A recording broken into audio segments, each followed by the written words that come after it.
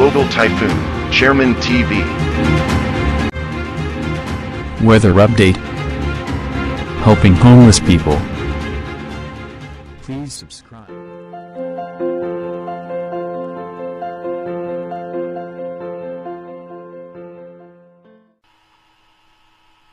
Magandang umaga po. Ito po ang latest update natin ngayong araw, November 2, 2023. Yung low pressure area nga na minomonitor natin ay nalusaw na yan dito nga sa may parte ng Polillo Island.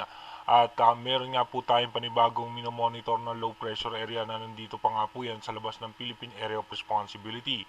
Ayon naman po sa ating advanced weather forecast ng European Center, mababa muli ang tsansa nito sa ngayon na maging isang ganap na bagyo. Patuloy nga pong nakakaapekto sa ating bansa itong shear line na posibleng magpaulan niya na sa may parte ng Batanes, Ilocos Norte, Apayao, Cagayan, Isabela, Aurora, and Quezon. At maging dito nga po sa may parte ng Metro Manila ay posibleng makaranas ng pag-ulan. Mananatili po ngayon na magiging maganda ang lagay ng panahon ng Visayas at ng Mindanao, maging sa may Palawan. At umiiral pa rin po yung northeast monsoon o yung amihan dito pa rin po sa natitirang bahagi ng extreme northern Luzon.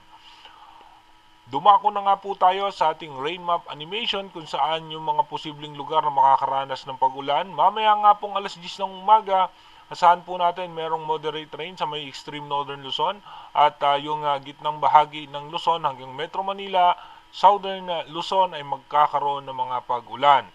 At mananatiling maganda ang lagay ng panahon ng halos sa malaking bahagi ng Visayas, Mindanao at ng Palawan.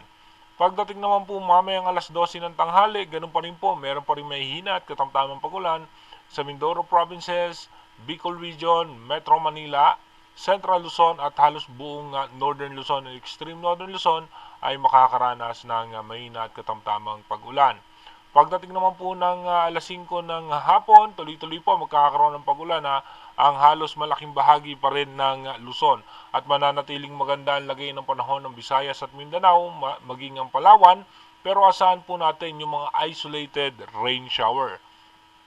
Pagdating naman po mamayang gabi, alas 8 ng gabi, magiging maganda pa rin po ang lagay ng panahon, pero dito nga po sa may Southern Luzon, Central Luzon, Metro Manila, Palawan, magiging makulimlim ang ating kalangitan na posibleng magdudulot naman ng mga isolated rain shower. At pagdating naman po ng alas 11 ng gabi mamaya, mananatili po magiging maayos ang lagay ng ating panahon. Asahan na lamang po natin dito sa may parte ng Visayas, merong makulimlim na kaulapan na posibleng magdala ng mahina at katamtamang pag-ulan. Ganoon din po sa northern portion ng Palawan at ng Luzon. Pagdating naman po bukas, November 3, November 3 ng alas 5 ng umaga, magiging maganda po ang halos sa malaking bahagi ng bansa natin, magiging maganda po ang lagay ng panahon. Dito naman po sa may parte ng Visayas at Bicol Region, meron po tayong makulimlim na kaulapan. Pagdating naman po ng alas 12 ng tanghali bukas, mapapansin nga po natin, magkakaroon ng mga posibleng pagulan dito sa may Mindanao dahil nga po dito sa extension ng kaulapan nung low pressure area, papasok po yan bukas po ng umaga. Dumako na nga po tayo sa ating advanced weather forecast. Ayon naman po sa ating advanced weather forecast, ito nga po yung low pressure area. Pagdating nga po bukas ay posibleng pumasok na po yan ng Philippine Area of Responsibility o mamayang hapon. At ito po yung magpapaulan dito sa may parte ng Mindanao. Pagdating naman po ng November 4, magkakaroon ng mga pag-ulan dito nga po sa parte ng Visayas at ng Mindanao. Pagdating naman po ng November 5, yung low pressure area na yan ay lalabas dito sa may parte ng Zamboanga at magpapaulan po yan sa may parte ng Palawan. Pagdating naman po ng November 6, posibleng malusaw na nga po yung low pressure area at pagdating naman po ng November 7, magkakaroon tayo ng posibleng panibagong low pressure area na papasok ng Philippine Area of Responsibility at magdadala rito ng pag-ulan sa eastern section ng bansa. Pagdating naman po ng November 8, mapapansin nyo nga po ito yung ating low pressure area, magdadala po yan ng mga pag-ulan. At meron pa po tayo isa pang panibagong low pressure area sa labas ng Philippine Area of Responsibility. Pagdating naman po ng November 9, asahan pa rin po natin na magiging maulan dito sa may parte ng Palawan, maging dito po sa may Mindanao at eastern section nga po ng Luzon. Pagdating naman po ng November 10, yung low pressure area nasa eastern section po yan ng Davao at magdadala po yan ng mga pag-ulan.